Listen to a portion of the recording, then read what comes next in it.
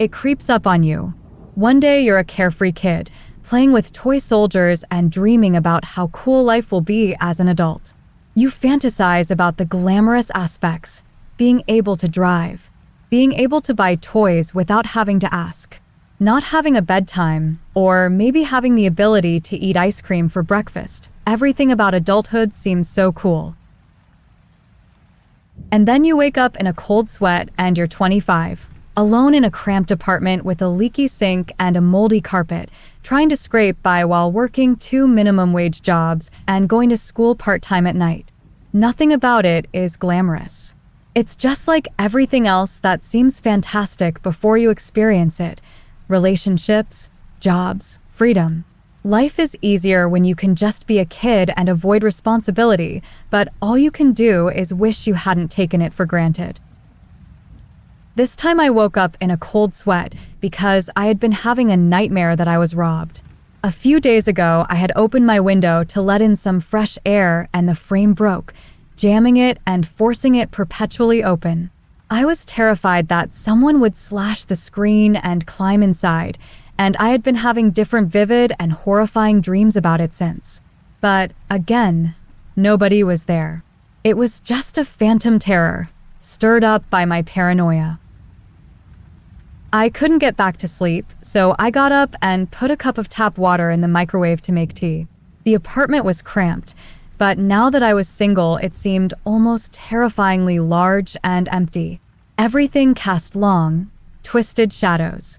It seemed like the only part of my childhood I had managed to maintain was my overactive imagination. Even my busted thrift store bookshelf looked like a monster, scheming and plotting to kick me while I was down. I sat in my living room sipping tea and reading through different blogs until close to noon, when I finally forced myself to take a shower and do something with my day. For the first time in 2 months, I had the day off from both of my jobs. My favorite hobby was visiting the thrift and antique stores tucked away in the city, which was only a $6, 30-minute train ride away. So I pulled on some jeans and a loose black sweater and ran out of the door, toothbrush still in hand. I hadn't had a chance to check out the secondhand scene in a while, so I was really surprised to see that most of the stores I frequented hadn't moved much product. I just chalked it up to the items being overpriced and kept moving on, hoping to see something new and interesting so I could make my home decor look a bit more sophisticated. As I was passing a row of storefronts I had seen dozens of times before, I noticed that there was a big, grand opening banner hanging across one of the windows. A new antique shop had opened recently in place of a comic book store, and by the looks of it, they literally had product spilling out of the door. There was a magazine rack filled with vintage National Geographic magazines outside, next to a coat rack with luscious fur coats hanging off of it, and a sign with an arrow pointing inside. The inside of the store smelled like a combination of mothballs and stale cigarettes, and I thought I caught a whiff of whiskey wafting in the air as well. Overall, I liked the atmosphere. I could hear a cello suite crackling from the speakers that were hidden behind the counter, and there seemed to be an endless amount of things to sift through. Within half an hour, I had found enough things that I wanted to buy to cost me an arm and a leg, not to mention a month's rent. So I decided to give myself some leeway. I had a couple $100 extra in my savings account, so told myself I could spend $150 in the store. I found a few shirts, a few really cool abstract paintings, nothing I couldn't take back on the train. I was happy to see that it was only going to cost me $120 in total, but as I was being rung up, I noticed an antique ring in the jewelry counter. It was carved from wood, a dark cherry, and had a large topaz embedded in it. It looked like a class ring, just carved from wood instead of metal. There were engravings on it, a K on one side of the stone and an M on the other. I thought it was coincidental, because those were my initials. It almost felt like I was supposed to buy it, especially after I tried it on. It fit me perfectly and looked fantastic against my skin, which was rare for me. It was hard to wear jewelry because my yellow undertones made a lot of colors look really strange on me, But the brown offset my color well, and the idea of wearing a ring again was nice. I hadn't worn one since my fiancé had left, and my hand felt empty without one. I tried to pull the ring off, afraid of looking too eager. The more obvious it is that you want something, the less room there is to haggle. But as soon as I started to slide it off, I felt a pinprick on my finger. The ring had given me a splinter, even though it looked and felt perfectly smooth all the way around. I complained to the shop clerk, who felt really badly about it. She offered me a discount on the ring. I could have it for $50 instead of the ticket price, which was almost as much as I had already spent. I looked down at the ring on my finger, thinking of everything I had been through recently, and I decided to go for it. I deserved something nice, and I just had to be careful that I didn't splinter myself again. And after that, as it tends to do, life went on. I wore the ring every day, relieved to have its weight on my finger, so I could feel comforted by the familiar feeling of a ring. My nightmares leveled out and things seemed to be improving for me. I got a promotion at one of my jobs, and the pay raise was enough for me to quit my other job. My grades were solid. I made the dean's list, and my landlord even fixed my window for free after stopping by to see how things were going for me. I assumed it was just the way of life, with all of its ups and downs, but every night and every morning I would find my eyes resting on the ring. I almost felt like a new man, with confidence and vigor, but thinking I had picked up a lucky ring seemed silly. It was strange to me, though, that when I got back to my house after buying the ring, I couldn't find anything wrong with my finger. No splinter, no scab, no mark. But I knew I had gotten a splinter. There had even been a bit of blood. I didn't give it much thought, but sometimes I would realize that I never took off the ring. Not even to shower, which I knew was bad for it, but I was almost afraid. I hated splinters, and I didn't want to get another, so I just kept wearing it. Like I said, life goes on.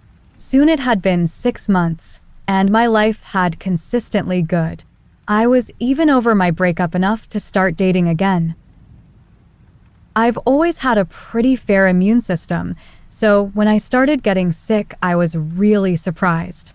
I wasn't sure what caused it, whether it was a flu or an allergy or something, but it hit me really hard and really suddenly.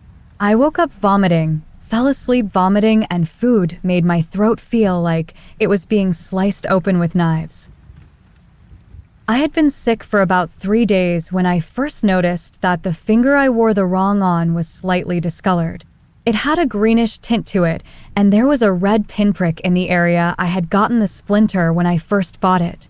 I tried taking the ring off to look underneath, but it wouldn't budge. I wasn't too nervous. My finger did look a little bit swollen in comparison to the others, but I was worried I'd have to cut the ring off if soap and water couldn't get it slide with more ease. Of course, my luck, as it has a tendency to do, had run out. The ring refused to budge, regardless of what I tried. Soap and water, oil, it didn't make a difference. After a couple of hours of trying, I gave up. I took a couple of allergy pills to fight the swelling and promised myself that if it hadn't gone down enough to remove the ring by morning, I'd have them remove it when I had my doctor's appointment the next day. That appointment never came. My dreams that night were awful. There was a splinter in my finger, stuck into the very bone, and it began to grow. I could feel it, like a worm wriggling under my skin, as my bone turned to wood. My veins, my skin, my hair, twigs, leaves, and bark. I became a tree, but it was the most painful thing I had ever experienced. I could feel my bones expanding. As my organs burst, blood came pouring out of my mouth. I wanted to tear out my own throat to spare myself the pain, but it was already covered in bark. My arms were freezing in place as tree limbs. I was growing taller, gargantuan even, and I could see the earth below me, looking further and further away. I could see the stars above, feel the breeze slide past me. As time extended and it began to rose, The sun danced on my bark, almost tickling me, and I wanted to stretch and reach for it so I could be closer, so I could be warmer. Other trees sprang up around me, and life went on. I watched as animals made nests in me. I made friends with the other trees, our branches growing together as though we were holding hands. I felt the pain as people began to move in, cutting down the friends I had grown to know, cutting down the saplings I had grown fond of as I watched them mature. And then I had to deal with physical pain, children who carved their names into my trunk, gardeners who sawed off my arms to let more light filter in through the windows of the house that was built in front of me. I don't know how long I was there, but after a while a new family moved in. I never saw them up close, because they had a baby and were too busy tending to him to play near the trees, but they had a cat that would come and chase squirrels. He was terrified of me and would never stray too close to my roots, almost as though he knew I wasn't just a tree. I had a consciousness about me that we were not supposed to have. I existed for years. I existed for decades. I lived so long that I forgot I was ever human. As a tree, I could not speak, and we all reached toward the sun as one, so I was just a tree, one of them. Until I was born. Not me as a tree, but me as a child. There, with a moving van, I saw familiar faces. I couldn't place them, because all I could remember ever knowing was plant life. But then they pulled me out of the car seat and held me up to look at their new house, and I recognized what was going on. I was watching my own life unfold. I, the human me, was 7 before I realized why this was happening. I don't know that I believed in fate when I had my first chance to be human, but I sure as hell did now. I watched as a little me climbed the trees, almost carelessly, swinging himself from branch to branch and jumping around as though mortality were not an issue. And then time froze. I watched little human me let go of a branch too early. He couldn't grab another branch in time and flailed, in slow motion, as he fell. My roots, gnarled and protruding, were right under him. I watched his face and saw his mouth open to scream, but the sound never came. He landed with a muffled thud, and there, sticking out of his chest, was one of my roots. He almost looked like a ring, wrapped around my twisted wooden finger. He sputtered a few weak breaths. I could feel the struggle for life as it was being sapped from him, sucked up by my roots. But as this was happening, I felt a shift. I felt his torn and broken heart try to beat, and it felt like the absorption was reversed. And then it tried again, getting closer to a beat, and so on and so forth. Soon his heart was beating, strong, and I felt myself wilt and wither away. My leaves began to turn, growing brittle and brown, crumbling away from my branches. It creeps up on you. Life, death, growth. You can try to plan all you want, but it always finds a way to creep up on you. And then you wake up in a cold sweat, with a blood-stained shirt, and you are neither a tree nor a 25-year-old. You are a child whose parents still care. They cry and scream, they ride with you in the ambulance, and they stay by your bedside praying until the doctor says you'll be okay. That's the scariest thing of all, you know? Waking up and realizing that you've lived so many lives in your own head. But nobody believes you, and you're shoved into therapy because you've been claiming to be a tree for 2 years, and so you stop. You pretend everything is fine, even though you can recite things, tell stories, pass college-level examinations at 12, 15, and 17, but still, they think you're crazy when you tell the truth. An idiot savant, but an idiot nonetheless. So I live my life, resigned to letting myself be labeled as autistic and treated as though I can't function in society, but I know the truth. Call me what you want, but I know who I am and who I have been before.